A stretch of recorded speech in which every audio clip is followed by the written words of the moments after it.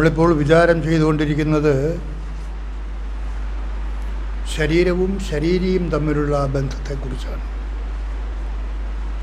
ദേഹവും ദേഹിയെക്കുറിച്ചുമുള്ള ബന്ധമാണ്. ദേഹത്തെക്കുറിച്ച് എല്ലാവർക്കും നല്ല ബോധമുണ്ട്. പക്ഷേ ദേഹിയെക്കുറിച്ച് തികച്ചും അജ്ഞരാണ് നമ്മളെല്ലാവരും.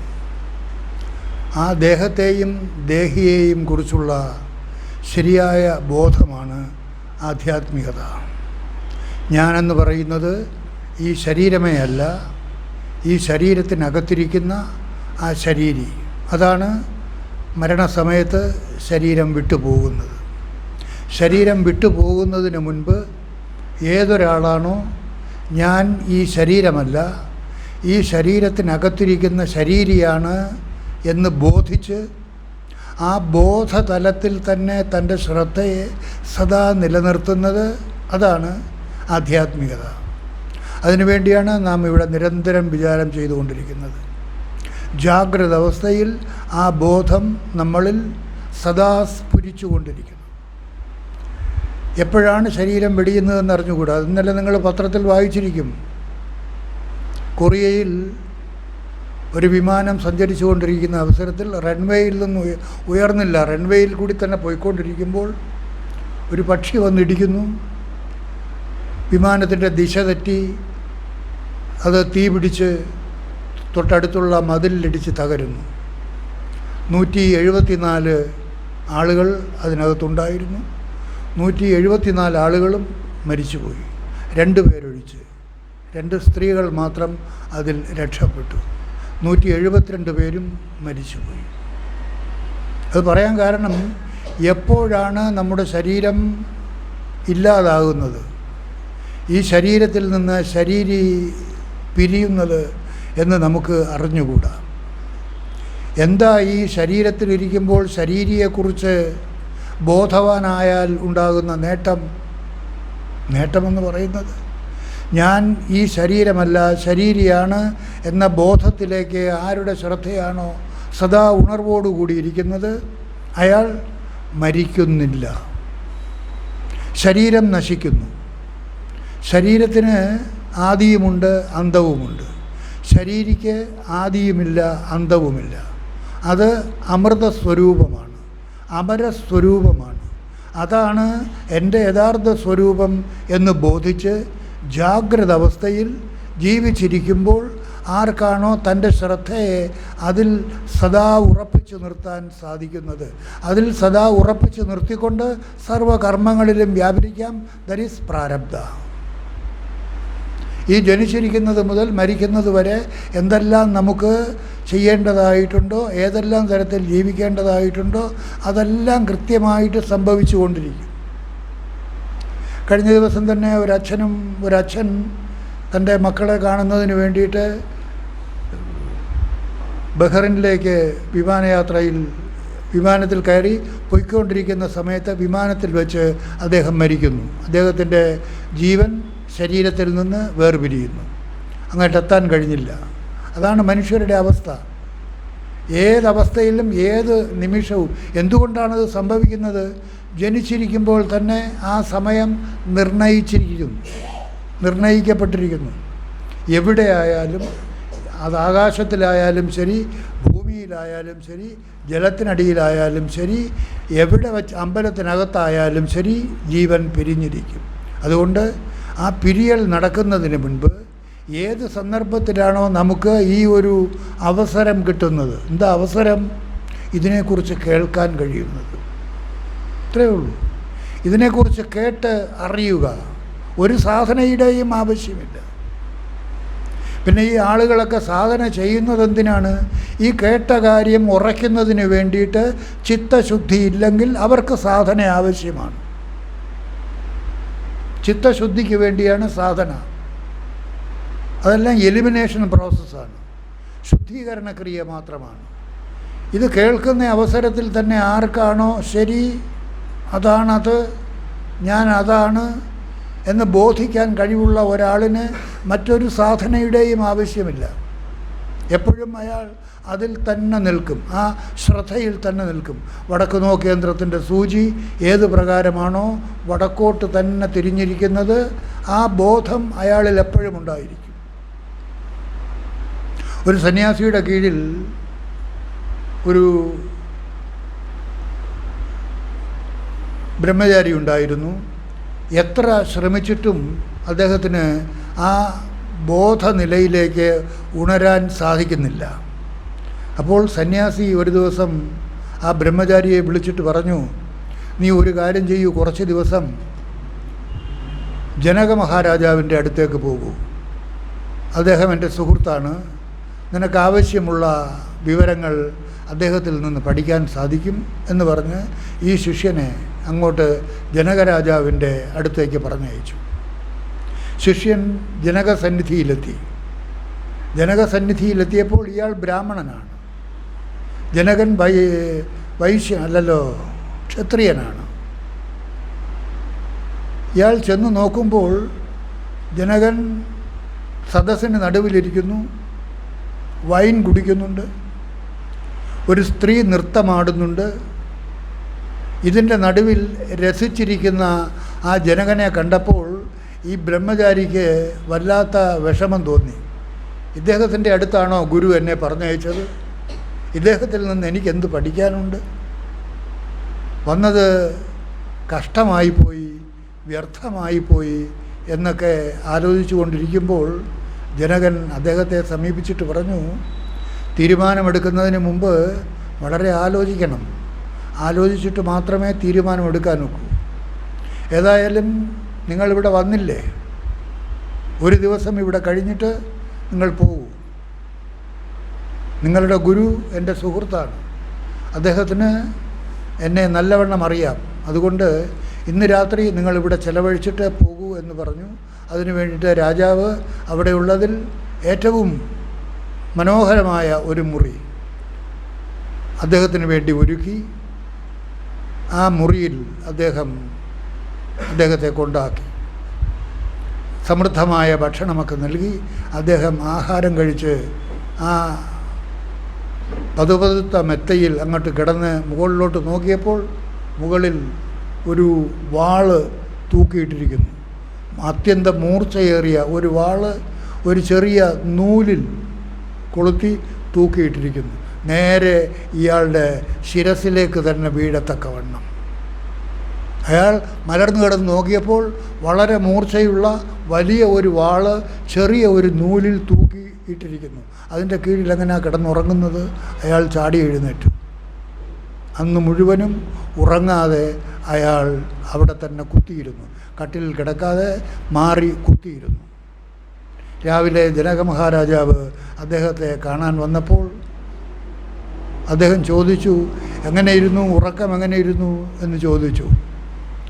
ഉറങ്ങിയിട്ട് വേണ്ടേ ഉറക്കം എങ്ങനെയിരുന്നു എന്ന് പറയാനായിട്ട്? ഈ തലയ്ക്ക് മുകളിൽ തൂക്കിയിട്ടിരിക്കുന്ന വാളിൻ്റെ കീഴിൽ എങ്ങനെയാണ് ഉറങ്ങുന്നത്? ഉറക്കം വരുന്നത് എങ്ങനെയാണ്? അതുപോലെ ജനകൻ പറഞ്ഞു, അതുപോലെ ഓരോരുത്തരുടെയും മുന്നിൽ മരണം സദാ കുടികൊള്ളുന്നു, ഏത് നിമിഷവും പിടികൂടാം. അതുപോലെ ജീവിച്ചു കൊണ്ടിരിക്കുന്ന സന്ദർഭത്തിൽ ഓരോരുത്തരും ആ മരണത്തെ മുന്നിൽ കണ്ടുകൊണ്ട് അതിനെക്കുറിച്ച് ബോധവാനായി നിങ്ങൾ ജീവിക്കണം. അവിടെയാണ് ശ്രദ്ധ. നിങ്ങളുടെ ശ്രദ്ധ അതിലായിരിക്കണം. ഏത് നിമിഷവും ആ മരണം ഉണ്ടാകും. ഈ ബോധമാണ് ആ സന്യാസി, ആ ബ്രഹ്മചാരിക്ക് ഉണ്ടാകാതിരുന്നത്.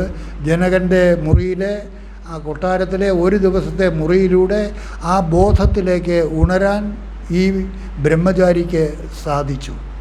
അതുപോലെ നമ്മുടെയും എല്ലാവരുടെയും മുന്നിൽ ആ മരണം സദാ നിഴൽ പോലെ പിന്തുടരുകയാണ്. ഏത് നിമിഷവും പിടികൂടാം. അതിനു മുൻപ് ഇവിടെ കേൾക്കുന്ന ഈ അറിവ് നിങ്ങളിൽ പ്രകാശമാനമാക്കണം. അതിലേക്ക് നിങ്ങളെ ഉയർത്തണം. ഭഗവത്ഗീത പറയുന്നത് പോലെ ഉദ്ധരേതാത്മനാത്മാനം. നിങ്ങളെ ശരീരബോധത്തിൽ നിന്ന് ശരീരിബോധത്തിലേക്ക് ഉയർത്തണം. അത് ആരിലാണോ സംഭവിക്കുന്നത് അയാൾക്ക് മാത്രമേ രക്ഷപ്പെടാൻ സാധിക്കൂ. മരണസമയത്ത് നിരന്തരമായിട്ട്, ജീവിച്ചിരിക്കുമ്പോൾ നിരന്തരമായിട്ട് ഏതൊരാളാണോ ആ ഭാവത്തെക്കുറിച്ച് സദാ ശ്രദ്ധാലുവാകുന്നത് അത് അയാളിൽ ഉറപ്പാകും. ഈട്ടിത്തടിയുടെ കറുപ്പ് ഏതു പ്രകാരമാണോ കാലാന്തരത്തിൽ അത് വർത്തമാനമായി തീരുന്നത്, അതുപോലെ നമ്മുടെയും ശ്രദ്ധ ഈ ശരീരബോധത്തിൽ നിന്ന് ശരീരബോധത്തിലേക്ക് മാറി അതിൽ ഉറയ്ക്കണം.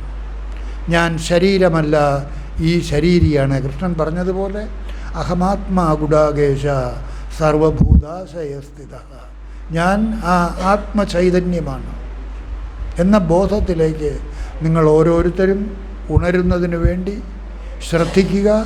അതിന് പ്രത്യേകമായിട്ട് ഒരു സാധനയും ചെയ്യേണ്ടതായിട്ടില്ല.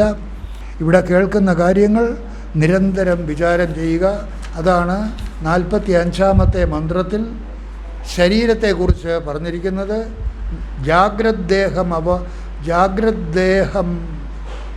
ജാഗ്രദ്ദേഹവത് ആഭാതി നിദ്രാദേഹസ്തു നിദ്രയ.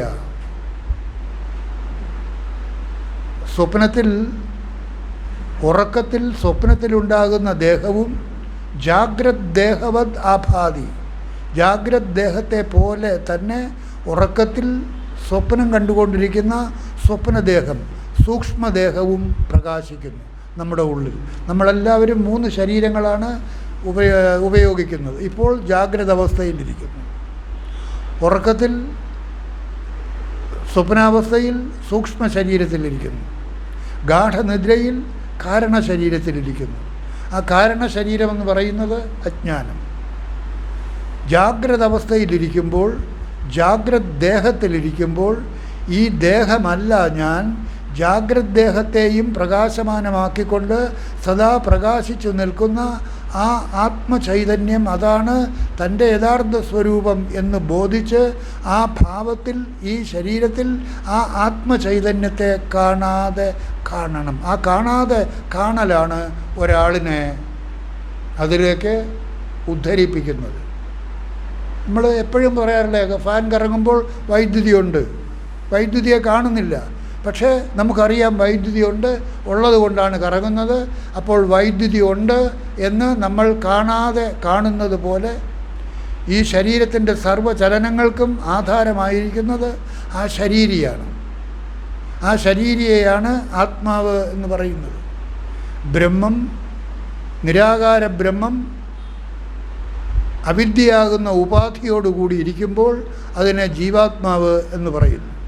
നിരാകാര ബ്രഹ്മം, ആ നിരാകാര ബ്രഹ്മം മായയാകുന്ന ഉപാധിയോടുകൂടി ഇരിക്കുമ്പോൾ അതിനെ ഈശ്വരൻ എന്ന് പറയുന്നു. ജീവനും ഈശ്വരനും രണ്ടും ഒന്നു തന്നെയാണ്. ഒന്നെങ്ങനെ പറയുന്നത്? ജീവനിലിരിക്കുന്ന ആത്മാവും ഈശ്വരനിലിരിക്കുന്ന ആത്മാവും ഏകം. അതുകൊണ്ടാണ് ഒന്ന് എന്ന് പറയുന്നത്. ഏകോ ദേവഃ സർവഭൂതേഷു ഗൂഢഃ സർവവ്യാപി. പട്ടിയിലും പൂച്ചയിലും പക്ഷിമൃഗാദികളിലും വൃക്ഷലതാദികളിലും അമേരിക്കക്കാരിലും ആഫ്രിക്കക്കാരിലും ഒക്കെ സമുദ്രത്തിനടിയിലുള്ള സർവ ജീവജാലങ്ങളിലും ഒക്കെ ഉള്ളതായിട്ടിരിക്കുന്ന ഉണ്മ, സത്യവസ്തു, എങ്ങും നിറഞ്ഞിരിക്കുന്ന, എല്ലാവരിൽ കൂടിയും കടന്നു പോകുന്ന ആ ഏകമായ ചൈതന്യം, അതാണ് ഏകോ ദേവഃ, ഏകനായ ദേവൻ. ആ ദേവൻ തന്നെയാണ് നിങ്ങളുടെയും എൻ്റെയും ഓരോരുത്തരുടെയും ഉള്ളിൽ കുടികൊള്ളുന്ന ആത്മചൈതന്യം. അതാണ് തൻ്റെ യഥാർത്ഥ സ്വരൂപം എന്ന് ബോധിച്ച് ഏതൊരാളിൻ്റെ ശ്രദ്ധയാണോ അതിൽ തന്നെ സദാ നിലനിൽക്കുന്നത്, അതിനെക്കുറിച്ച് ബോധവാനായിട്ട് നിരന്തര വിചാരത്തിലൂടെ അതിൽ ഉറപ്പുണ്ടാകണം ഏതവസ്ഥയിലും. അതാണ് വടക്കുനോക്ക് കേന്ദ്രത്തിൻ്റെ ഉദാഹരണം പറഞ്ഞത്. എവിടെ കൊണ്ടുവച്ചാലും അതിൻ്റെ സൂചി വടക്കോട്ട് തന്നെ തിരിഞ്ഞിരിക്കും. നിങ്ങൾ തെക്ക് വശത്ത് കൊണ്ടുവച്ചാലും സൂചി വടക്കോട്ടിരിക്കും, വടക്ക് വശത്ത് കൊണ്ടുവച്ചാലും സൂചി വടക്കോട്ട് തന്നെ ഇരിക്കും, കിഴക്ക് വശത്ത് കൊണ്ടുവച്ചാലും സൂചി വടക്കോട്ട് തന്നെ ഇരിക്കും. അതുപോലെ നിങ്ങൾക്കൊരു ദുഃഖമുണ്ടാകുന്ന അവസ്ഥയിലും എന്താ, ഈ ശരീരത്തിനാണ് ദുഃഖം, എനിക്ക് ദുഃഖമില്ല. എന്തുകൊണ്ട്? ഞാൻ ശരീരമല്ല, ഞാൻ ആത്മചൈതന്യം. നിങ്ങൾക്ക് വളരെ വലിയ സുഖമുണ്ടാകുമ്പോൾ ഞാൻ സുഖിക്കുന്നില്ല, ഞാൻ ആത്മചൈതന്യം. ആത്മാവിന് സുഖവുമില്ല, ദുഃഖവുമില്ല. എന്തു തരത്തിലുള്ള കഷ്ടങ്ങൾ ഉണ്ടാകുമ്പോഴും എനിക്ക് യാതൊരു തരത്തിലുള്ള കഷ്ടങ്ങളുമില്ല. കാരണം ഞാൻ ആത്മചൈതന്യം. ആത്മാവിന് ഒരു തരത്തിലുള്ള കഷ്ടവും നഷ്ടവും ഉണ്ടാകുന്നതല്ല. അതുപോലെ ഏതൊരാളിൻ്റെ ശ്രദ്ധയാണോ ആ ആത്മാവിൽ ഉറയ്ക്കുന്നത്, നിരന്തരമായ വിചാരത്തിലൂടെ അതിന് സർവ്വകർമ്മങ്ങളിലും വ്യാപരിക്കാം. ഒന്നിൽ നിന്നും ഒഴിയണ്ട. നിങ്ങളൊക്കെ വിചാരിക്കുന്നത് കുടുംബമുണ്ട്, ഭാര്യയുണ്ട്, ഭർത്താവുണ്ട്, മക്കളുണ്ട്, അവരുടെ പ്രശ്നങ്ങൾ, അതൊക്കെ പ്രാരബ്ധാനുസാരം നടക്കേണ്ടതുപോലെ നടക്കും. ആ കാര്യങ്ങളെല്ലാം ശ്രദ്ധാപൂർവം നിങ്ങൾ നടത്തിക്കോളൂ. നിങ്ങൾ നടത്തിയില്ലെങ്കിലും അതെല്ലാം പ്രാരബ്ധ അനുസാരം നടക്കേണ്ടതുപോലെ നടന്നിരിക്കും. നിങ്ങൾ വിചാരിക്കുന്നത് നിങ്ങൾ വിചാരിച്ചാണ് ഇതൊക്കെ നടക്കുന്നതെന്നാണ്. അല്ല, എന്തെല്ലാമാണോ നടക്കേണ്ടതായിട്ടുള്ളത് അത് കൃത്യമായിട്ടും നടന്നിരിക്കും, നിങ്ങൾ വിചാരിച്ചാലും ഇല്ലെങ്കിലും. അതുകൊണ്ട് അതിലൊന്നും ശ്രദ്ധ കൊടുക്കാതിരുന്നാൽ എങ്ങനെയാണ് സ്വാമി ഇതൊക്കെ ഉണ്ടാകുന്നത്? ഏതെല്ലാം കാര്യങ്ങളിലാണോ നിങ്ങൾക്ക് ശ്രദ്ധ കൊടുക്കേണ്ടതായിട്ടുള്ളത്, പ്രാരബ്ധാനുസാരം ആ കാര്യങ്ങളിലെല്ലാം നിങ്ങളുടെ ശ്രദ്ധ വന്നു വീണിരിക്കും. നിങ്ങൾ ശ്രദ്ധ കൊടുത്തിരിക്കും. അത് പ്രാരബ്ധാനുസാരം സംഭവിക്കുന്നതാണ്. നിങ്ങൾ കൊടുത്തില്ലെങ്കിലും നിങ്ങൾ ശ്രദ്ധിച്ചില്ലെങ്കിലും ആ ശ്രദ്ധ അവിടെ ഉണ്ടായിരിക്കും. അതാണ് പ്രാരബ്ധം. ഏതെല്ലാം തരത്തിലാണോ നിങ്ങൾക്ക് ജീവിതം മുന്നോട്ട് പോകേണ്ടതായിട്ടുള്ളത് ആ തരത്തിൽ നമ്മൾ മുന്നോട്ട് പോയിക്കൊണ്ടിരിക്കും. അതുകൊണ്ട് ജീവിച്ചിരിക്കുമ്പോൾ ഏതവസരത്തിലും ഞാനെന്ന് പറയുന്നത് ഈ ശരീരമല്ല. അതാണ് ആ മന്ത്രം, സഹ അഹം സോഹം സോഹം സോഹം. അത് ഞാനാകുന്നു, അതാണ് ഞാൻ. സാമവേദത്തിലെ മന്ത്രം തത്വമസി, നീ അതാകുന്നു, നീ അതാകുന്നു. നിൻ്റെ ഉള്ളിലിരിക്കുന്ന അത്. ഏതൊന്നിനെയാണോ നീ അറിയാതിരിക്കുന്നത് അത്. സത്സംഗം കൊണ്ടുള്ള പ്രയോജനം എന്താണ്? ഏതൊന്നിനെയാണോ അറിയാതിരിക്കുന്നത് അതിനെക്കുറിച്ചാണ് നിങ്ങൾ കേൾക്കുന്നത്, കേട്ട് അറിയുന്നത്. ഞാൻ ഇതിനകത്തിരിക്കുന്ന അത് അജോ നിത്യഃ ശാശ്വതോയം പുരാണോ ന ഹന്യതേ ഹന്യമാനേ ശരീരതേ. അത് ഒരിക്കലും ജനിച്ചിട്ടില്ലാത്തതാണ്, ഒരിക്കലും നശിക്കാത്തതാണ്, ആർക്കും അതിനെ മുറിവേൽപ്പിക്കാൻ കഴിയാത്തതാണ്. അങ്ങനെയുള്ള ആ വസ്തു, അതാണ് എൻ്റെ ഉള്ളിലിരിക്കുന്ന എൻ്റെ സ്വരൂപം എന്ന് തിരിച്ചറിഞ്ഞ് ജാഗ്രത അവസ്ഥയിൽ ഏതൊരാളാണോ സദാസമയവും ആ ഭാവത്തിൽ നിന്നുകൊണ്ട് സർവകർമ്മങ്ങളിലും വ്യാപരിക്കുക. ഒന്നിൽ നിന്നും ഒഴിയണ്ട. Be with the world, be with everything. ഒന്നിൽ നിന്നും ഒഴിയണ്ട. ഒന്നിൽ നിന്നും ഒഴിയാതെ എല്ലാത്തിലും വ്യാപരിച്ചുകൊണ്ട് ഈ വ്യാപരിക്കുന്ന ഞാനല്ല എന്നിലെ യഥാർത്ഥ ഞാനിനെയും പ്രകാശിപ്പിച്ചുകൊണ്ട് എൻ്റെ ഉള്ളിൽ സദാ പ്രകാശിച്ചു കൊണ്ടിരിക്കുന്ന ആ ആത്മചൈതന്യം, അതാണ് എന്നിലെ യഥാർത്ഥ ഞാൻ, അതായത് എന്നിലെ താൻ. അവിടെയാണ് ഞാനും താനും തമ്മിലുള്ള വ്യത്യാസം. എന്നിലെ ഞാൻ പ്രതിബിംബം, എന്നിലെ താൻ ബിംബം. ആ താനാണ് എങ്ങും നിറഞ്ഞു നിൽക്കുന്ന ആ പരബ്രഹ്മം, നിരാകാര പരബ്രഹ്മം. ആ നിരാകാര പരബ്രഹ്മമാണ് താൻ ഭാവത്തിൽ. താൻ എന്ന് പറയുന്നത് സർവേശ്വര ചൈതന്യം എന്നുള്ള നിലയ്ക്കാണ്. മായയാൽ അവഛിന്നമായ ആ ബ്രഹ്മം, മായോപഹിത ചൈതന്യം, അതാണ് തന്നിലെ യഥാർത്ഥ ഞാൻ, അതായത് താൻ, ഈശ്വരൻ. അതുതന്നെയാണ് ഈശ്വരൻ. ഈശ്വരനെ അന്വേഷിച്ച് അമ്പലത്തിൽ പോയാലൊന്നും കാണാൻ കഴിയില്ല. നിങ്ങളുടെ ഉള്ളിലിരിക്കുന്നു ഈശ്വരൻ. ഈശ്വര സർവഭൂതാനാം ഹൃദ്ദേശേ അർജുന തിഷ്ഠതി. ഓരോരുത്തരുടെയും ഉള്ളിലിരിക്കുന്ന അവരവരുടെ സ്വരൂപം തന്നെയാണ് ആ ഈശ്വരൻ. ആ ഈശ്വരനെക്കുറിച്ച് ബോധവാനായി നിങ്ങൾ സ്വയം ആ ഭാവത്തിലിരിക്കുകയാണെങ്കിൽ നിങ്ങൾ ഈശ്വരൻ തന്നെയാണ്. ഒരു സംശയവും വേണ്ട. നിങ്ങൾക്ക് അന്യമായിട്ട് വേറെ ഒരു ഈശ്വരനുമില്ല. ഒരമ്പലത്തിൽ പോയാലും നിങ്ങൾക്ക് ഈശ്വരനെ കാണാൻ സാധ്യമാവുകയില്ല. അവിടെയൊന്നും ഈശ്വരനില്ല. എന്നാൽ അവിടുത്തെ ചൈതന്യമെന്ന് പറയുന്നത് ഈശ്വരത്വമാണ്. എല്ലാത്തിലെയും ചൈതന്യം ഈശ്വരത്വം. ഈശ്വരനെ നിങ്ങൾക്ക് കാണണമെങ്കിൽ, സാക്ഷാത്കരിക്കണമെങ്കിൽ നിങ്ങൾക്ക് നിങ്ങളുടെ ഉള്ളിൽ കൂടി മാത്രമേ സാധ്യമാകൂ. ഒരമ്പലത്തിൽ പോയും ഈശ്വരനെ സാക്ഷാത്കരിക്കാൻ കഴിയുകയില്ല. ഒരു വിഗ്രഹത്തിലൂടെയും ഒരു ദേവനിലൂടെയും ഒരു ദേവതയിലൂടെയും ഈശ്വരനെ പ്രാപിക്കാൻ സാധിക്കുകയില്ല. അവരവർക്ക് അവരവരിലൂടെ മാത്രം. എങ്ങനെ അവരവരിലൂടെ പ്രാപിക്കാൻ സാധിക്കുന്നത്? ഞാൻ ഈ ശരീരമല്ല, ഈ ശരീരത്തിനകത്തിരിക്കുന്ന ശരീരി, എന്നിലെ താൻ, ഞാനിനെയും പ്രകാശിപ്പിച്ചുകൊണ്ട്, എന്നിലെ ഞാനിനെയും പ്രകാശിപ്പിച്ചുകൊണ്ട് ഈ ശരീരത്തിൽ സ്വയം പ്രകാശിച്ചു നിൽക്കുന്ന എന്നിലെ ആത്മചൈതന്യം, എന്നിലെ താൻ, അതാണ് മായോപഹിത ചൈതന്യം. അത് ഉപാധിരഹിതമായ നിലയിൽ വീക്ഷിക്കുമ്പോൾ അതിനെയാണ് നിരുപാധിക ചൈതന്യം, ബ്രഹ്മം എന്ന് പറയുന്നത്. എങ്ങും നിറഞ്ഞു നിൽക്കുന്ന ബ്രഹ്മം, അതിനന്തമില്ല. എവിടെയാണെന്നൊന്നും പറയാനൊക്കില്ല. അവസാനമില്ലാത്തത് കൊണ്ടാണ് അതിനെ അന്തമില്ലാത്തത് എന്ന് പറയുന്നത്. സമുദ്രത്തിൻ്റെ അഗാധ തലത്തിനെക്കുറിച്ച് പറഞ്ഞാൽ അതിന് അന്തമുണ്ട്. അഗാധം എന്ന് പറഞ്ഞാലും അതിന് അന്തമുണ്ട്. പക്ഷേ അനന്തം എന്ന് പറഞ്ഞാൽ അന്തമില്ലാത്തത്. ബ്രഹ്മത്തിൻ്റെ നില അനന്തമാണ്. സമുദ്രത്തെക്കുറിച്ച് നമുക്കങ്ങനെ പറയാനൊക്കില്ല. അന്തമുണ്ട്. എത്ര ആണെങ്കിലും ഭൂമിയുണ്ട് അടിയിൽ. അതുപോലെ അന്തമില്ലാത്ത അനന്തമായ ആ ആത്മചൈതന്യത്തെ ജീവിച്ചിരിക്കുമ്പോൾ ഏതൊരാളിനും നിഷ്പ്രയാസം പ്രാപിക്കാൻ സാധിക്കും ഈ തിരിച്ചറിവിലൂടെ.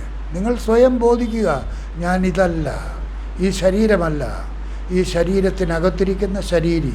ഈ ശരീരത്തിൽ നിന്ന് ദേഹങ്ങൾ മാറി മാറി വരുന്നു. ജാഗ്രത അവസ്ഥയിൽ സ്ഥൂലദേഹത്തിൽ നമ്മൾ ജീവിച്ചു കൊണ്ടിരിക്കുന്നു. സ്വപ്നാവസ്ഥയിൽ സൂക്ഷ്മ ശരീരത്തിൽ ജീവിച്ചു കൊണ്ടിരിക്കുന്നു. ശരീരം മാറുമ്പോൾ ആത്മാവിന് വ്യത്യാസമുണ്ടാകുന്നില്ല. സ്ഥൂല ശരീരത്തിൽ നിന്ന് സൂക്ഷ്മ ശരീരത്തിലേക്ക് മാറുമ്പോൾ, ജാഗ്രത അവസ്ഥയിൽ നിന്ന് സ്വപ്നാവസ്ഥയിലേക്ക് മാറുമ്പോൾ ആത്മാവിന് വ്യത്യാസമുണ്ടാകുന്നില്ല. അതേ ആത്മാവ് തന്നെ ജാഗ്രത അവസ്ഥയിൽ നിന്ന് സ്വപ്നാവസ്ഥയിലേക്ക് മാറുന്നു. ഇതിനകത്ത് പറയുന്നത് ജാഗ്രത് ദേഹവദാഭാതി നിദ്രാദേഹസ്തു നിദ്രയ നിദ്രാദേഹ വിനാശേന ജാഗ്രത് ദേഹോ ന നശ്യതി. നിദ്രാദേഹ വിനാശേന ജാഗ്രത് ദേഹോ ന വിനശ്യതി. നിദ്രാദേഹത്തിൻ്റെ വിനാശം കൊണ്ട്. നിദ്രാദേഹത്തിൻ്റെ വിനാശം എപ്പോഴാണ് ഉണ്ടാകുന്നത്? സ്വപ്നത്തിൽ നിന്നുണരുമ്പോൾ. സ്വപ്നത്തിൽ നിന്നുണരുമ്പോൾ ജാഗ്രത് ദേഹത്തിനുള്ള നാശം ഉണ്ടാകുന്നില്ല.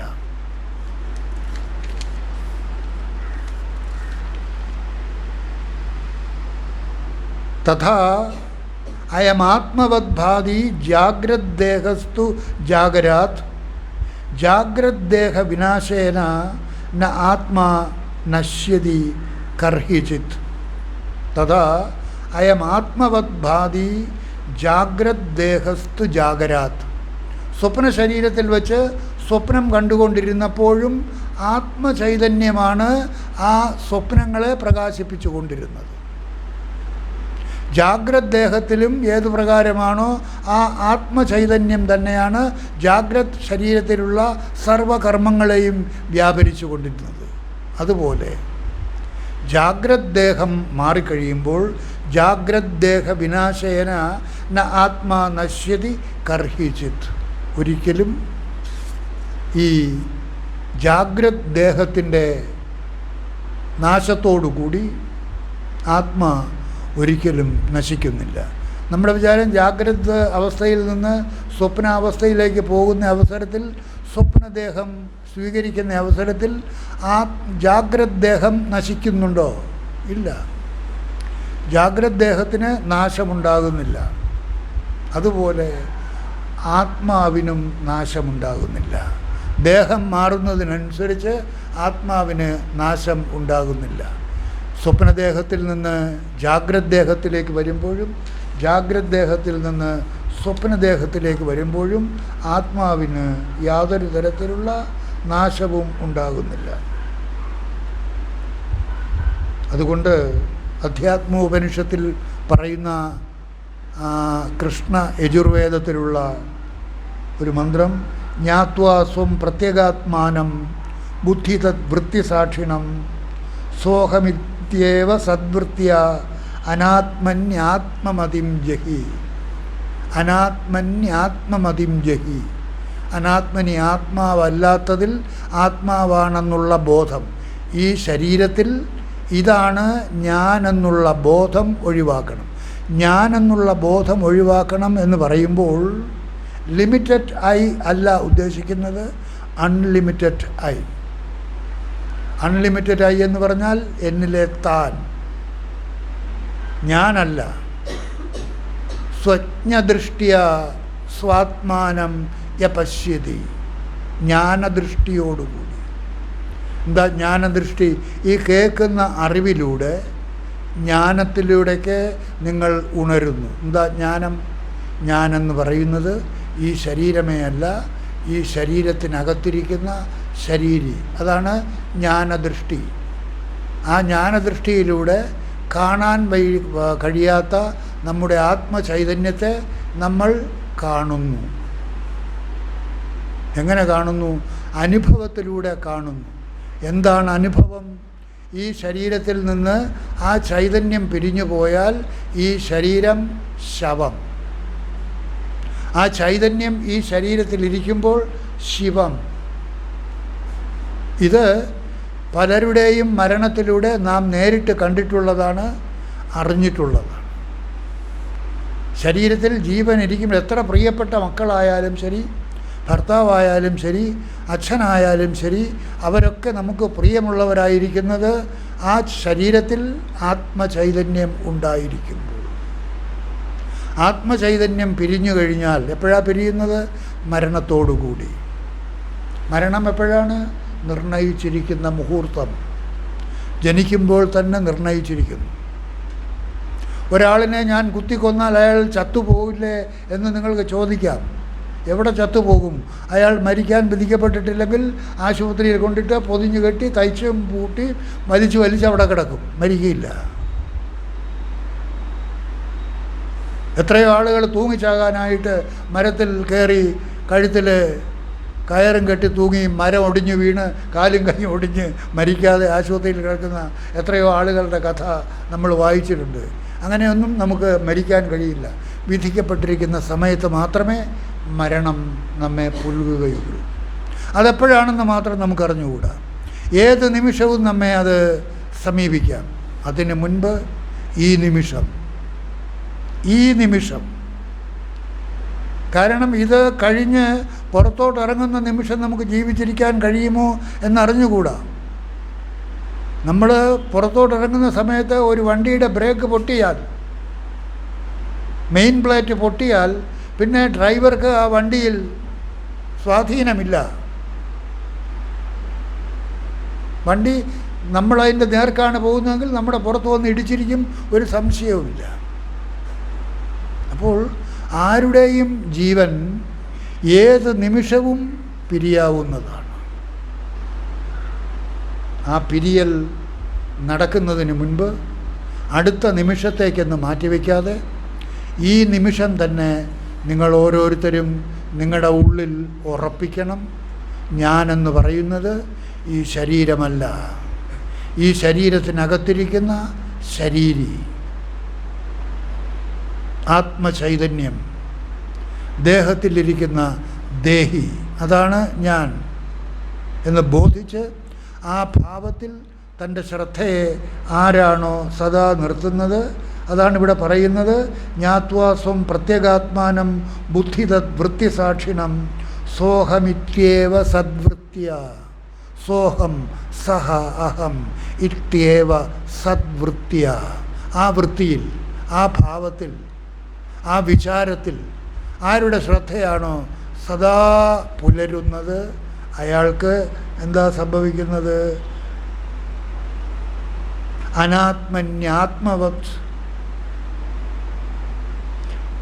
അനാത്മന്യാത്മമതിം ജഹി. അനാത്മനി, ആത്മാവല്ലാത്തതിൽ ആത്മാവാണെന്നുള്ള ബുദ്ധി, അനാത്മമതിം ജഹി ഉപേക്ഷിക്കുക. നമ്മളെല്ലാവരും ഈ ശരീരമാവുന്നു ആത്മചൈതന്യം എന്ന ഭാവത്തിലാണ് ജീവിച്ചു കൊണ്ടിരിക്കുന്നത്. ഞാൻ ഈ ശരീരമാണ് എന്നുള്ള ഭാവത്തിലാണ്. തിരിച്ചുള്ള ഭാവന എന്താണ്? നാഹം ദേഹോ ജന്മ മൃത്യു കുതോമേ. നിങ്ങൾ ആ ഭാവത്തിലേക്ക് ഉണർന്നു കഴിഞ്ഞാൽ, ഈ ശരീരമല്ല ഞാൻ, മരണമില്ലാത്ത ശരീരിയാണ് എന്ന് ബോധിച്ചു കഴിഞ്ഞാൽ, ആ ബോധം ഉറച്ചു കഴിഞ്ഞാൽ, ജനക മഹാരാജാവിൻ്റെ സദസ്സിൽ ഉറങ്ങാൻ കഴിയാതെ ആ വാളിൻ്റെ കീഴിൽ ഉറങ്ങാൻ കഴിയാതെ ആ വാളിനെക്കുറിച്ചുള്ള ബോധത്തിൽ മാത്രം ആ ബ്രഹ്മചാരി ഇരുന്നതുപോലെ ഓരോരുത്തരും തൻ്റെ ഉള്ളിലുള്ള ആ ആത്മചൈതന്യമാണ് തൻ്റെ യഥാർത്ഥ സ്വരൂപം എന്ന് ബോധിച്ച് ആ ഭാവത്തിൽ ആരുടെ ശ്രദ്ധയാണോ 24 മണിക്കൂറും പുലരുന്നത്, അവർക്ക് അനാത്മന്യാത്മമതിം ജഹി, ആത്മാവല്ലാത്തതിൽ ആത്മാവാണെന്നുള്ള ബോധം താനേ ഇല്ലാതാകും. ശരീരബോധം താനേ ഇല്ലാതാകും. നമ്മളെല്ലാവരും ശരീരബോധത്തിലാണ്. ശരീരമാണ് ഞാനെന്നുള്ള ബോധത്തിൽ തന്നെയാണ് നമ്മൾ ജീവിച്ചു കൊണ്ടിരിക്കുന്നത്. അതിൽ നിന്ന് മാറാൻ നമുക്ക് കഴിയുകയേയില്ല. ആ ശരീരബോധത്തിൽ നിന്ന് മാറുന്നതിനുള്ള ഒരു ശ്രമം വേണമെങ്കിൽ എന്താ സാധിക്കേണ്ടത്? ശരീരത്തിനകത്തിരിക്കുന്ന ആ ശരീരിയെക്കുറിച്ചുള്ള ബോധം ഉണ്ടാകണം.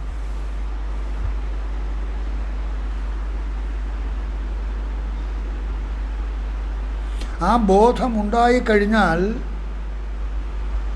ആത്മബോധത്തിൽ ശങ്കരാചാര്യസ്വാമികൾ പറയുന്നത്, ദേഹാന്യത്വാൻ നമേ ജന്മജരാ കാർഷ്യാദയഃ ശബ്ദാദി വിഷയൈസ്തംഗോ നിരിന്ദ്രിയതയാ നച. ദേഹാന്യത്വാൻ നമേ, ഞാൻ ദേഹത്തിൽ നിന്ന് അന്യമായിരിക്കുന്നത് കൊണ്ട് എന്ന് പറഞ്ഞാൽ ദേഹമല്ല ഞാൻ, പിന്നെയോ ദേഹി. ദേഹ അന്യത്വാൻ നമേ ജന്മ ജര കാർഷ്യാദയ. ജന്മമോ ജരയോ കൃഷാദയോ ശോഷണമോ ഒന്നും എനിക്കുണ്ടാകുന്നതല്ല. അതെല്ലാം ശരീരസംബന്ധി. ഞാൻ ശരീരമല്ല. എപ്പോഴും ഈ ഓർമ്മയാണ് നിങ്ങൾക്ക് വേണ്ടത്. ഞാൻ ശരീരമേ അല്ല. അപ്പോൾ ശരീരത്തിന് ദുഃഖമുണ്ടാകുമ്പോൾ, ഞാനിവിടെ ഇരിക്കുന്നത് വളരെ അസ്വസ്ഥനായിട്ടാണ്, അസുഖബാധിതനാണ്, ഫുഡ് പോയ്സൺ അടിച്ച് ഛർദിലും ഒക്കെ ആയിട്ട് ഇങ്ങനെ കിടക്കുകയായിരുന്നു. ആശുപത്രിയിലായിരുന്നു. അവിടുന്ന് ഈ അനൗൺസ് ചെയ്തിരിക്കുന്നത് കൊണ്ടാണ് വന്നത്. അപ്പോൾ ശരീരമല്ല ഞാനെന്നുള്ള ആ ബോധം ഉള്ളതുകൊണ്ട് മാത്രമാണ് ഇവിടെ ഇരുന്ന് സംസാരിക്കാൻ സാധിക്കുന്നത്. ശരീരമാണെന്നുള്ള ബോധമുണ്ടെങ്കിൽ ഒരിക്കലും കഴിയില്ല. അത്രമാത്രം ക്ഷീണിതനാണ്. അപ്പോൾ ദേഹാന്യത്വാൻ നമേ ജന്മജരാ കാർഷ്യാദയ, ഈ ബോധം നമുക്കുണ്ടായിക്കഴിഞ്ഞാൽ, ദേഹാന്യത്വാൻ, ദേഹത്തിൽ നിന്ന് അന്യമാണ് ഞാൻ. ഓരോരുത്തരും ഈ ഭാവം ഉറപ്പിക്കണം. I am not this body. ആ ശുദ്ധ സ്വരൂപം, ആത്മസ്വരൂപം, അതാണ് എൻ്റെ യഥാർത്ഥ സ്വരൂപം എന്ന് ബോധിച്ച് ആ ഭാവത്തിൽ 24 മണിക്കൂറും തൻ്റെ ശ്രദ്ധയെ ആർക്ക് നിലനിർത്താൻ സാധിക്കുന്നുവോ അവർക്ക് ഏത് നിമിഷം മരണം വന്നാലും, മരണം ഏത് നിമിഷവും വന്നാലും ആ ഭാവം ഉള്ളിലുണ്ടെങ്കിൽ എന്താ പ്രയോജനം? പുനർജന്മമില്ല, മരണമില്ല. എന്തുകൊണ്ട് മരണമില്ല? ഞാൻ ആ മരണമില്ലാത്ത വസ്തുവാണ് എന്നുള്ള ബോധത്തിൽ നിൽക്കുന്നു. ദേഹാന്യത്വാൻ, ദേഹത്തിൽ നിന്ന് അന്യമായിട്ടിരിക്കുന്നവനാണ് ഞാൻ. അതാണ് ആ തത്വബോധത്തിൽ, ആത്മബോധത്തിൽ ശങ്കരാചാര്യസ്വാമികൾ പറയുന്നത്, ദേഹ അന്യത്വാന്നമേ ജന്മജരാ കാർഷ്യാദയ. ജന്മം, ജര, കാർഷ്യാദയ ഇതൊന്നും എനിക്കില്ല. ശരീരത്തിൽ നരയുണ്ടായാലോ ജരയുണ്ടായാലോ അതൊന്നും എന്നെ ബാധിക്കുന്നതല്ല. കാരണം ഞാൻ ഈ ശരീരത്തിനകത്തിരിക്കുന്ന ആത്മചൈതന്യം എന്നുള്ള ബോധത്തിലേക്ക് നിങ്ങൾ ഓരോരുത്തരും നിങ്ങളുടെ ശ്രദ്ധയെ ഉണർത്തണം. അത് ക്രമമായിട്ട് ശ്രവണത്തിലൂടെയാണ് കേൾക്കേണ്ടത്. ആധ്യാത്മികതയിൽ ആത്മബോധത്തിലേക്ക് ഉയരുന്നതിനുള്ള ഒരേ ഒരു മാർഗം ശ്രവണം തുഗുരോഹപൂർവം മനനം തദനന്തരം നിധിധ്യാസനമിത്യേതത് പൂർണ്ണബോധസ്യ കാരണം. വേറെ ഒന്നിലൂടെയും സാധ്യമല്ല, ഒരു സാധനയിലൂടെയും സാധ്യമല്ല. ആധ്യാത്മികതയിൽ എന്തെല്ലാം സാധനകൾ എവിടെയെല്ലാം നിഷ്കർഷിച്ചിട്ടുണ്ടോ അതൊക്കെ അത്യാവശ്യമാണ്. ആർക്ക്? ചിത്തശുദ്ധി ഇല്ലാത്തവർക്ക്. ഇത് കേൾക്കുന്ന അവസരത്തിൽ നീ ഈ ശരീരമല്ല, ഈ ശരീരത്തിനകത്തിരിക്കുന്ന ശരീരിയാണ് എന്ന് പറയുമ്പോൾ ആ കേൾക്കുന്ന മാത്രയിൽ തന്നെ ഉൾക്കൊള്ളാനുള്ള പ്രാപ്തി ഇല്ലെങ്കിൽ എന്താ ചിത്തത്തിന് അശുദ്ധിയുണ്ട്, ചിത്തശുദ്ധിയില്ല. അതിന് ചിത്തശുദ്ധി ആവശ്യമാണ്. ചിത്തശുദ്ധിക്ക് വേണ്ടി ഒരുപാട് സാധനങ്ങൾ ഓരോരുത്തരുടെയും രുചിക്കനുസരിച്ച്, രീതിക്കനുസരിച്ച് പലതരത്തിലുള്ള സാധനങ്ങൾ. പലർക്ക് ധ്യാനം, ചിലർക്ക് ഭജന, ചിലർക്ക് പ്രാണായാമം, അത്തരത്തിൽ ഒരുപാട് സാധനകൾ നിഷ്കർഷിച്ചിട്ടുണ്ട്. തീർത്ഥാടനം ഇതൊക്കെ നടത്തിയിരിക്കുന്നു. ഇതൊക്കെ ശുദ്ധഭാവത്തിലായിരിക്കണം. ഈ സാധനകൾ ചെയ്യുന്നതുമെല്ലാം ശുദ്ധഭാവത്തിലായിരുന്നാൽ മാത്രമേ ചിത്തശുദ്ധിയും ഉണ്ടാവുകയുള്ളൂ. ചിത്തശുദ്ധി ഉണ്ടായതിന് ശേഷമാണ് ഗുരുവിനെ കണ്ട് ഗുരുവിൻ്റെ മുമ്പിലിരുന്ന് ശ്രവണം നടത്തേണ്ടത്. ശ്രവണം തു ഗുരോഹപൂർവം. ആ ശ്രവണത്തിന് മുൻപിലാണ് ഈ സാധനങ്ങളെല്ലാം നടത്തി ചിത്തശുദ്ധി ഉണ്ടായിക്കഴിഞ്ഞതിന് ശേഷം ഗുരുവിനെ കണ്ട് ഗുരുവിൻ്റെ മുമ്പിലിരുന്ന് ഈ കാര്യങ്ങൾ ശ്രവിക്കണം. ഇവിടെ നിങ്ങൾക്ക് നേരിട്ട് ആ കാര്യങ്ങൾ ശ്രവിക്കാൻ സാധിക്കുന്നു. അത് നിങ്ങളുടെ മുൻ ജന്മത്തിൽ ചെയ്തിട്ടുള്ള സുഹൃതത്തിൻ്റെ ഫലം. എല്ലാവർക്കും ഒന്നും കേൾക്കാൻ ശ്രവണായ ബഹുവീര്യോ ന ലഭ്യ, കേൾക്കാൻ പോലും കിട്ടുകയില്ല ഇത്. പക്ഷേ ഇവിടെ ഇരിക്കുന്ന അല്ലെങ്കിൽ ഇത് കേട്ടുകൊണ്ടിരിക്കുന്ന പലർക്കും ഇത് കേൾക്കാൻ സാധിക്കുന്നത് മുൻ ജന്മത്തിൽ ചെയ്തിട്ടുള്ള സുഹൃതം കൊണ്ട്. ആ സുഹൃതം കൊണ്ട് കേൾക്കുന്നത് എന്താണ്? നിമിഷ നേരം കൊണ്ട് ആത്മസാക്ഷാത്കാരം നേടുന്നതിനുള്ള മാർഗം. നിമിഷ നേരം മതി. കണ്ണടച്ചു തുറക്കുന്നതിന് മുൻപ് ആത്മസാക്ഷാത്കാരം നേടാൻ സാധിക്കും. അതാണ് അഷ്ടാവക്രൻ്റെ ഗീത. അഷ്ടാവക്ര ഗീത. കണ്ണടച്ചു തുറക്കുന്നതിന് മുൻപ് ആത്മസാക്ഷാത്കാരം നേടാമെന്ന് രാജാവ് പറഞ്ഞപ്പോൾ, ഒരു മഹർഷി പറഞ്ഞപ്പോൾ രാജാവ് പറഞ്ഞു, അങ്ങനെയാണെങ്കിൽ അതായത് ഒരു കുതിരയുടെ ചവിട്ടിയിൽ ഒരു കാൽ വെച്ച് മറ്റേ കാൽ വീശി കുതിരപ്പുറത്ത് കയറുന്ന സമയത്തിനകത്ത് ആത്മസാക്ഷാത്കാരം നേടാൻ സാധിക്കും എന്ന് പറഞ്ഞാൽ കണ്ണടച്ചു തുറക്കുന്നതിന് മുൻപ് ആത്മസാക്ഷാത്കാരം നേടാൻ സാധിക്കും എന്ന് മഹർഷി പറഞ്ഞപ്പോൾ രാജാവ് പറഞ്ഞു, എന്നാൽ കുതിരയെ കൊണ്ടുവരട്ടെ.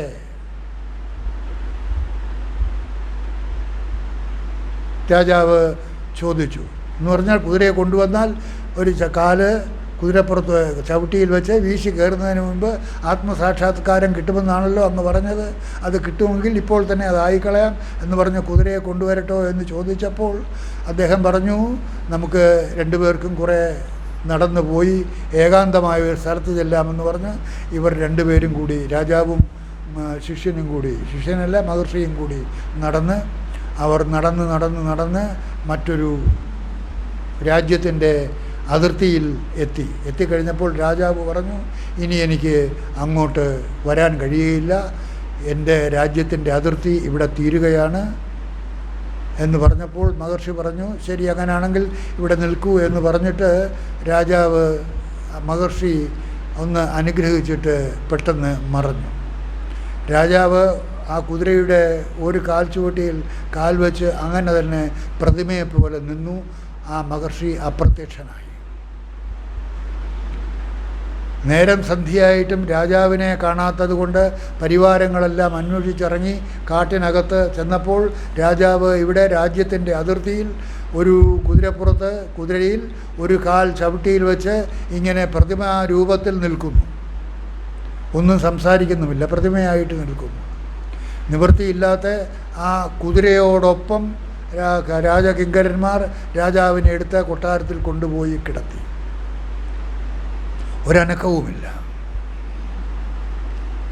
ഒരനക്കവുമില്ലാതെ കിടന്ന ആ രാജാവിനെ രക്ഷിക്കാൻ വേണ്ടിയിട്ട് കിങ്കരന്മാർ, രാജാവല്ല പരിവാരം, മന്ത്രിമാർ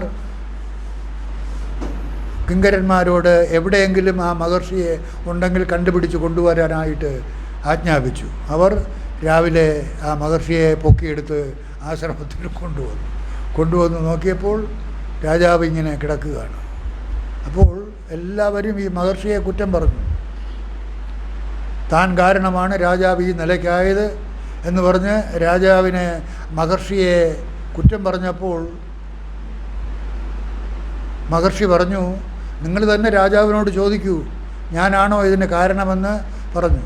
അപ്പോൾ മഹർഷി അവിടെ നിന്ന് രാജാവിനോട് ചോദിച്ചു, മഹാരാജൻ, ദാ ഇവരെല്ലാവരും പറയുകയാണ് അങ്ങയെ ഈ നിലയിലാക്കിയത് ഞാനാണെന്ന്.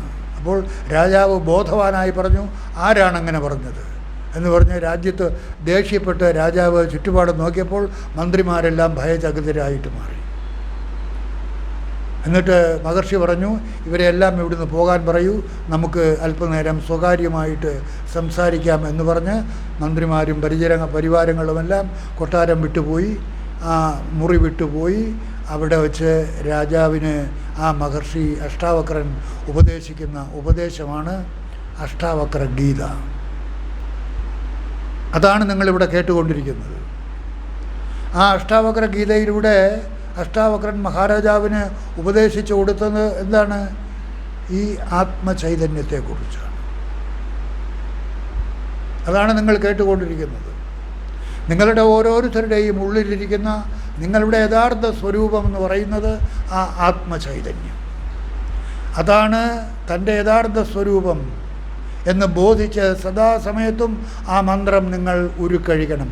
ശിവോഹം ശിവോഹം. എന്തിനാ മന്ത്രം ഉരുക്കഴിക്കുന്നത്? അത് ശിവനെ ഇങ്ങോട്ട് വരുത്താൻ വേണ്ടിയിട്ടല്ല.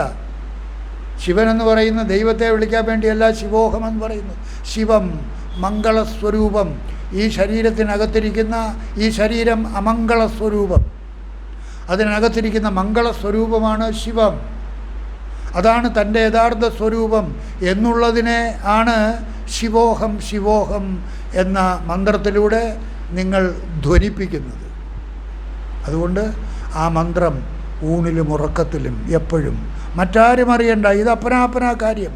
മരണസമയത്ത് ഒരാളും നിങ്ങളോടൊപ്പം ഉണ്ടാവില്ല. നിങ്ങളുടെ സഹായത്തിന് ഒരാളും കാണുകയില്ല.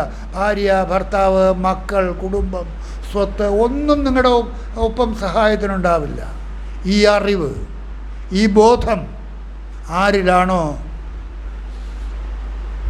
സ്ഫുരിച്ചു നിൽക്കുന്നത്, സദാ ജ്വലിച്ചു നിൽക്കുന്നത്,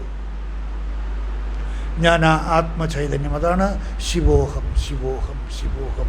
ശ്വാസഗതി പോലെ ആ മന്ത്രവും നിങ്ങളിൽ തുടർന്നുകൊണ്ടിരുന്നാൽ നിങ്ങളുടെ ശ്രദ്ധ ഈ ശരീരമാകുന്നു ഞാനെന്നുള്ള ബോധത്തിൽ നിന്ന് മാറി ശരീരിയാകുന്നു ഞാനെന്നുള്ള ബോധത്തിലേക്ക് മാറും. ഇത് എപ്പോഴാണ് നമുക്ക് നേടിയെടുക്കാൻ സാധിക്കുന്നത്? ഈ ജീവിതത്തിൽ. ഈ ജീവിതത്തിൽ എന്ന് പറഞ്ഞാൽ ഏത് നിമിഷവും എപ്പോഴും നമുക്കിത് നേടിയെടുക്കാൻ സാധിക്കുന്നതാണ്. പഞ്ചദശിയിൽ വിദ്യാരണ്യസ്വാമികൾ പറയുന്നത്, വിദ്യാരണ്യസ്വാമികളെന്ന് പറയുന്നത് ശങ്കരാചാര്യസ്വാമികൾക്ക് ശേഷം ഈ അദ്വൈത വേദാന്തത്തിന് വളരെയധികം പ്രചാരം നൽകിയ മറ്റൊരു മഹാത്മാവാണ് വിദ്യാരണ്യസ്വാമികൾ. അദ്ദേഹത്തിൻ്റെ പഞ്ചദശിയിൽ പറയുന്നു, യഥാ മുഞ്ചാദിഷീകൈവം ആത്മാ യുക്ത്യാ സമുദ്രതഃ. ശരീരത്രയാത് ധീരൈ പരം ബ്രഹ്മൈവ ജായതേ. ശരീരത്രയാത് നമ്മളിപ്പോൾ പറഞ്ഞ ആ സ്ഥൂല ശരീരം, സൂക്ഷ്മ ശരീരം, കാരണശരീരം, ഈ 3 ശരീരങ്ങളിൽ നിന്നും ഈ ആത്മചൈതന്യത്തെ വേർപെടുത്തിയെടുക്കണം. പറഞ്ഞു, സ്ഥൂല ശരീരത്തിൽ നിന്ന് ആത്മാവ് സൂക്ഷ്മ ശരീരത്തിലേക്ക് മാറുമ്പോൾ ആത്മാവിന് നാശമുണ്ടാകുന്നില്ല. സൂക്ഷ്മ ശരീരത്തിൽ നിന്ന് കാരണശരീരത്തിലേക്ക് മാറുമ്പോൾ ആത്മാവിന് നാശമുണ്ടാകുന്നില്ല. അപ്പോൾ നാശമുള്ള ശരീരത്തിനകത്തിരിക്കുന്ന അവിനാശിയായ ആ ആത്മചൈതന്യം, അതിനെ നിങ്ങൾ മുഞ്ചപ്പുല്ലിൽ നിന്ന് ഏതു പ്രകാരമാണോ അതിൻ്റെ ഇളം നാമ്പിനെ വേർതിരിച്ചെടുക്കുന്നത്. മുഞ്ചപ്പുല്ലെന്ന് പറയുന്നത് ഈ ചൂലൊക്കെ ഉണ്ടാക്കാൻ വേണ്ടി എടുക്കുന്ന ഒരു തരം പുല്ലുണ്ടല്ലോ, അതിൻ്റെ ഇളം നാമ്പിനെ നമുക്ക് പൊക്കിയെടുക്കാം, വലിച്ചൂരിയെടുക്കാം. അതുപോലെ ഈ ശരീരങ്ങളിൽ നിന്ന്, സ്ഥൂല സൂക്ഷ്മ കാരണ ശരീരങ്ങളിൽ നിന്ന് ഈ ആത്മാവിനെ മുഞ്ചപ്പുല്ലിൽ നിന്ന് അതിൻ്റെ ഇഷീക, ആ ഇളം തണ്ടിനെ ഏതു പ്രകാരമാണോ പൊക്കിയെടുക്കുന്നത്, അതുപോലെ ബുദ്ധി ഉപയോഗിച്ച് ആത്മാവിനെ നിങ്ങൾ വേർപെടുത്തിയെടുക്കണം. എങ്ങനെ വേർപെടുത്തിയെടുക്കണം? അറിവിലൂടെ. ഞാനെന്ന് പറയുന്നത് ഈ ശരീരമേ അല്ല, ഈ ശരീരത്തിനകത്തിരിക്കുന്ന ആത്മചൈതന്യം. ഞാൻ ഉറങ്ങിക്കിടക്കുമ്പോൾ പോലും ആ ഉറക്കത്തിനും സാക്ഷിയായിട്ട് ഉണർവോടുകൂടിയിരിക്കുന്ന ആത്മചൈതന്യം, അത് ഉറങ്ങുന്നില്ല. ജാഗ്രത് ശരീരത്തിലെ എന്തവസ്ഥയാണ്? ജാഗ്രത അവസ്ഥ ഇല്ലേ? സ്ഥൂല ശരീരത്തിലെ ജാഗ്രത അവസ്ഥയ്ക്ക് സാക്ഷി, സൂക്ഷ്മ ശരീരത്തിലെ സ്വപ്നാവസ്ഥയ്ക്ക് സാക്ഷി, കാരണശരീരത്തിലെ ഗാഠനിദ്രയ്ക്ക് സാക്ഷി. ആ 3നും സാക്ഷിയായിരിക്കുന്ന ആ ചൈതന്യത്തെ വേർപെടുത്തിയെടുക്കണം.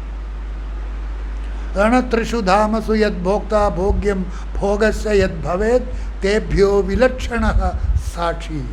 സാക്ഷി ചൈതന്യം, എല്ലാത്തിനും സാക്ഷി. നമ്മൾ ഉറങ്ങിക്കിടക്കുമ്പോൾ ആ ഉറക്കത്തിനും സാക്ഷിയായിട്ട് നമ്മുടെ ഓരോരുത്തരുടെയും ഉള്ളിൽ പ്രകാശിച്ച് നിൽക്കുന്ന ആ ചൈതന്യത്തെ വിദ്യാരണ്യ സ്വാമികൾ എന്താ പറയുന്നത്? മുഞ്ചപ്പുല്ലിൽ നിന്ന് അതിൻ്റെ ഇളം നാമ്പിനെ വേർതിരിച്ചെടുക്കുന്നത് പോലെ നിങ്ങൾ വേർപെടുത്തിയെടുക്കണം. നിങ്ങളുടെ ഉള്ളിൽ നിന്ന് ആ ആത്മചൈതന്യത്തിനെ വേർപെടുത്തിയെടുക്കണം. എങ്ങനെ വേർപെടുത്തിയെടുക്കേണ്ടത്? അറിവിലൂടെ. എന്താ അറിവ്? ഞാൻ ഈ ശരീരമല്ല. നമേ ദേഹോ ജന്മമൃത്യു കുതോമേ. എനിക്ക് ദേഹവുമില്ല. ദേഹമില്ലെങ്കിൽ പിന്നെ ഞാൻ ആരാണ്? ഞാനുണ്ട്. ആ ഞാൻ ആരാണ്? എന്നിലെ ദേഹി. അതാണ് ശരീരം വിട്ടു പോകുന്നത്. ശരീരം വിട്ടു പോകുമ്പോൾ എവിടെയാണ് പോകുന്നത്? ഒരാൾ ചോദിച്ചിരുന്നു, ശരീരം വിട്ടു പോകുമ്പോൾ എവിടെയാണ് പോകുന്നത് എന്ന്. കമൻ്ററിയിൽ വിജ്ഞാനകോശവും ആനന്ദമയ കോശവുമായിട്ടാണ് പോകുന്നത്. പഞ്ചകോശങ്ങളാൽ പൂരിതമാണ് ഈ ശരീരം. അന്നമയകോശം, പ്രാണമയകോശം, മനോമയകോശം, വിജ്ഞാനമയകോശം, ആനന്ദമയകോശം. ശരീരം വിട്ടുപോകുന്ന ആത്മാവ് വിജ്ഞാനമയ കോശത്തിലും ആനന്ദമയ കോശം. ശരീരം വിടുന്ന അവസരത്തിൽ ആദ്യം അന്നമയകോശത്തെ ഉപേക്ഷിക്കുന്നു, പിന്നീട് പ്രാണമയ കോശത്തെ ഉപേക്ഷിക്കുന്നു, പിന്നീട് വിജ്ഞാനമയ കോശത്തെ മനോമയ കോശത്തെ ഉപേക്ഷിക്കുന്നു. പിന്നെ വിജ്ഞാനമയ കോശത്തിലും ആനന്ദമയ കോശത്തിലുമായിട്ടാണ് ഈ ആത്മാവ് അടുത്ത ശരീരം സ്വീകരിക്കുന്നത് വരെ സഞ്ചരിക്കുന്നത്. ആ അടുത്ത ശരീരം സ്വീകരിക്കുന്നതിനുള്ള ക്രമമൊക്കെ കൃത്യമായിട്ടും രേഖപ്പെടുത്തിയിട്ടുണ്ട്. അപ്പോൾ തന്നെ അത് ചിട്ടപ്പെടുത്തിയിരിക്കും. ആ മാർഗത്തിലേക്ക് സഞ്ചരിച്ചു കൊണ്ടേയിരിക്കും. അതൊക്കെ ഈ കമ്പ്യൂട്ടർ പോലെയാണ്. ഇന്നൊക്കെയല്ലേ കമ്പ്യൂട്ടർ വന്നിരിക്കുന്നത്. ഇതിനേക്കാളും വലിയ കമ്പ്യൂട്ടറാണ്. ഈ കാര്യങ്ങളൊക്കെ രേഖപ്പെടുത്തപ്പെട്ടിരിക്കുന്ന കമ്പ്യൂട്ടറാണ് ഭഗവാന്റെ കമ്പ്യൂട്ടർ. ആ ഭഗവാന്റെ കമ്പ്യൂട്ടറിൽ ഓരോരുത്തരുടെയും മാർഗരേഖകൾ കൃത്യമായിട്ടും രേഖപ്പെടുത്തിയിട്ടുണ്ട്. അതനുസരിച്ച് തന്നെ പോയിക്കൊണ്ടിരിക്കും. ഒന്നും മാറില്ല. ഒരാളിൻ്റെയും മാറ്റമുണ്ടാവില്ല. ഒരാൾ ഭഗവാനോട് നിരന്തരമായിട്ട് പ്രാർത്ഥിച്ചു കൊണ്ടിരുന്നു, ഭഗവാനെ എനിക്ക് ഭയങ്കര ദുരിതവും കഷ്ടപ്പാടുമാണ്, ഭയങ്കര പ്രാരബ്ധം, എന്നെ ഇതിൽ നിന്ന് മോചിപ്പിച്ചു തരണം. ഞാൻ നോക്കുമ്പോൾ ചുറ്റുപാടുമുള്ളവരൊക്കെ എന്തുമാത്രം സന്തോഷത്തിലാണ് കഴിയുന്നത്. എനിക്ക് മാത്രം ഇത്രയും കഷ്ടപ്പാട് എന്ന് ഭഗവാനോട് നിരന്തരം പ്രാർത്ഥിക്കുമായിരുന്നു. ഒരു ദിവസം ഭഗവാൻ അരുളപ്പാട് ചെയ്തു, ഒരു കാര്യം ചെയ്യ്, നീ ഒരു ദിവസം ഇന്ന ദിവസം ഇന്ന മൈതാനത്ത് ഇത്ര മണിക്ക് നിൻ്റെ പ്രാരബ്ധങ്ങളുമായിട്ട് എത്തിച്ചേരുക, അന്ന് പരിഹാരമുണ്ടാക്കാം എന്ന് പറഞ്ഞു. അപ്പോൾ ഇയാൾ അതിനു വേണ്ടി കാത്തിരുന്നു. ആ ദിവസം കാത്തിരുന്നു. എന്തായാലും ഭഗവാൻ വിളിച്ചിരിക്കുന്നതല്ലേ, പ്രാരബ്ധമൊന്ന് മാറ്റിത്തരാൻ വേണ്ടിയിട്ട്. ഇയാളുടെ പ്രാരബ്ധവുമായിട്ട് ഉറങ്ങപ്പിറ്റ് തലേ ദിവസം രാത്രി ഇയാൾക്ക് ഉറങ്ങാനേ കഴിഞ്ഞില്ല. അയാൾ തൻ്റെ കെട്ടിടത്തിനകത്ത് വെളിയിലേക്ക്, ഇങ്ങനെ റോഡിൻ്റെ അടുത്താണ് അദ്ദേഹത്തിൻ്റെ താമസം, വെളിയിലേക്ക് നോക്കിയിരുന്നപ്പോൾ ആളുകൾ ഇങ്ങനെ ഒരുപാട് പോയിക്കൊണ്ടിരിക്കുകയാണ്. കാളവണ്ടി, ലാറിയൊക്കെ ആയിട്ട് പോയിക്കൊണ്ടിരിക്കുകയാണ്. നോക്കിയപ്പോൾ അവരവരുടെ പ്രാരബ്ധങ്ങളുമായിട്ടാണ് പോകുന്നത്. ആ ദിവസം എല്ലാവരുടെയും പ്രാരബ്ധം കൊണ്ടുവരാനായിട്ട് പറഞ്ഞിരിക്കുകയാണ്, മാറ്റിയെടുക്കാനായിട്ട്. അപ്പോൾ ഇയാൾ നോക്കിയപ്പോൾ കാണാം, കാളവണ്ടിയിൽ, ലാറിയിൽ, അതുപോലെ നിരവധി ആളുകൾ പ്രാരബ്ധ ചുമടുകളുമായിട്ട് ഇങ്ങനെ സഞ്ചരിച്ചു ആ മൈതാനത്തേക്ക് പോയിക്കൊണ്ടിരിക്കുകയാണ്. ഇയാളുടെ കയ്യിലാണെങ്കിൽ പ്രാരബ്ധം എന്ന് പറയാനായിട്ട് ഒരു ചെറിയ ഭാണ്ഡം മാത്രമുണ്ട്. ആളുകൾ ടൺ കണക്കിന് പ്രാരബ്ധവുമായിട്ട് പോവുകയാണ്. അപ്പോൾ ദൈവം പറഞ്ഞിരിക്കുന്നതല്ല, ഇതനുസരിച്ച് ഇയാൾ കൃത്യസമയത്ത് അവിടെ എത്തിച്ചേർന്നു. അവിടെ എത്തിച്ചേർന്നപ്പോൾ ഒരു മണി മുഴങ്ങുമ്പോൾ നിങ്ങളുടെ പ്രാരബ്ധം, നിങ്ങൾക്ക് വേണ്ടി കരുതിയിരിക്കുന്ന ആ തൂക്കത്തിൽ, തൂക്ക് നിലയിൽ കൊണ്ട് ഇടുക, ആ തൂക്കിൽ കൊണ്ടിടുക. അടുത്ത മണി മുഴങ്ങുമ്പോൾ നിങ്ങൾ കുറേ സമയമുണ്ടായിരിക്കും, നിങ്ങൾക്ക് ഏത് പ്രാരബ്ധമാണോ വേണ്ടത് അത് മാറ്റിയെടുക്കാം, പ്രാരബ്ധം മാറ്റിയെടുക്കാൻ വേണ്ടിയിട്ട്. ഇയാളെല്ലാവരും കൊണ്ടിട്ട് നോക്കിയപ്പോൾ ഇയാളുടെ പ്രാരബ്ധമാണ് അവിടെ ഉള്ളതിൽ ഏറ്റവും ചെറുത്. ഇയാൾ അടുത്ത മണിയടിക്കാൻ വേണ്ടിയിട്ട് കാത്തിരിക്കുകയാണ്. കാരണം എങ്ങനെയെങ്കിലും തൻ്റെ ചുമട് തന്നെ തിരിച്ചെടുക്കണം. കാരണം വേറെ ഒന്നും വേണ്ട, വേറെ എല്ലാം ഇതിനേക്കാൾ ഭയങ്കര പ്രാരബ്ധം, ഭയങ്കര ചുമട്. ഇതും മാത്രം എടുക്കുന്നതിന് വേണ്ടിയിട്ട് അയാൾ കാത്തിരുന്ന് അടുത്ത മണി മുഴങ്ങിയപ്പോൾ ഇയാൾ ജീവനെ തൃണവൽഗണിച്ചുകൊണ്ട് ഓടി തൻ്റെ പ്രാരബ്ധം മാത്രം എടുത്തു. അതുകൊണ്ട് മറ്റുള്ളവരുടെ പ്രാരബ്ധം നമ്മേക്കാൾ വലുതാണ് എന്നൊന്നും ധരിക്കരുത്. നമ്മുടെ പ്രാരബ്ധം വളരെ ചെറുതാണ്. അങ്ങനെ പ്രാരബ്ധം മാറ്റിയെടുക്കാൻ വേണ്ടി ശ്രമിച്ച ഒരാളിൻ്റെ കഥയാണിത്. അതുകൊണ്ട് നമ്മുടെ പ്രാരബ്ധത്തെ, അതൊക്കെ നമ്മുടെ കർമ്മഫലം, കർമ്മഫലാനുസാരം സംഭവിക്കുന്നതാണ്. അതൊരുത്തർക്കും മാറ്റിയെടുക്കാൻ കഴിയുന്നതല്ല. അതനുഭവിച്ചു തന്നെ തീർക്കണം. അതനുഭവിച്ചു കൊണ്ടിരിക്കുമ്പോൾ ഏതൊരാളിനാണോ ഞാൻ ഈ ശരീരമല്ല, ഈ ശരീരത്തിനകത്തിരിക്കുന്ന ശരീരിയാണ് എന്ന ബോധത്തിലേക്ക് ഉണർന്ന് ആ ബോധനിലയിൽ ഈ ശരീരത്തിൽ വർത്തിക്കാൻ കഴിയുന്നത്, മുഞ്ചാദിഷീകൈവം ആത്മായുക്ത്യ സമുദ്രത, മുഞ്ചപ്പുല്ലിൽ നിന്ന് ആ ഇളം നാമ്പിനെ വേർതിരിച്ചെടുക്കുന്നത് പോലെ ശരീരത്രയാധീരൈഹി, ഈ 3 ശരീരങ്ങളിൽ നിന്നും നമ്മുടെ ആത്മചൈതന്യത്തെ വേർതിരിച്ച് ബോധിച്ച് അറിവിലൂടെ തിരിച്ചറിഞ്ഞ് ഞാൻ അതാണ് എന്ന് ബോധിച്ച് സദാ ആ ബോധനിലയിൽ തന്നെ നിങ്ങൾക്ക് നിൽക്കാൻ സാധിക്കുമോ? അതാണ് മോക്ഷം. വേറെ മോക്ഷം ഒരു സ്ഥലത്തു നിന്നും കിട്ടുന്നതല്ല. മോക്ഷം സ്വർഗത്തിൽ പോയി കിട്ടുന്നതല്ല, ഒരു ഗുരുവിൽ നിന്നും കിട്ടുന്നതല്ല. ഇത് നിങ്ങളുടെ ഉള്ളിൽ നടപ്പിൽ വരുത്തണം. ഗുരുവിൽ നിന്ന് കേൾക്കാനേ സാധിക്കൂ. നിങ്ങൾ കേട്ടുകൊണ്ടിരിക്കുന്നത് പരമസത്യം. അതാണ് ഇവിടെ പറഞ്ഞത്, ശരീരത്രയാധീരൈഹി പരം ബ്രഹ്മൈവ ജായതേ. ആ പരബ്രഹ്മത്തിൽ നിങ്ങൾ ലയിക്കുന്നു. അങ്ങനെയുള്ള ആളിന് മരണം ഇല്ല. എന്താ മരണമില്ലാതാകാൻ കാരണം? നിങ്ങൾ അതുമായിട്ട് ചേർന്നിരിക്കുന്നു, ലയിച്ചിരിക്കുന്നു. ഏതു പ്രകാരമാണോ ഒരു ഉപ്പ് പരൽ വെള്ളത്തിലിട്ടാൽ അത് ഉപ്പ് വെള്ളം എന്നുള്ള വ്യത്യാസം കൂടാതെ ലയിച്ച് ഒന്നാകുന്നത്, അതുപോലെ ഞാൻ ബ്രഹ്മമാണ് എന്നറിഞ്ഞ് അതുമായിട്ട് ബോധിച്ച് അതുമായിട്ട് യോജിച്ചു കഴിഞ്ഞാൽ പിന്നെ ഞാനില്ല, താനുമില്ല, ബ്രഹ്മം മാത്രം. അത് അമരസ്വരൂപമായതുകൊണ്ട് ജന്മവുമില്ല, പിന്നെ പുനർജന്മമില്ല.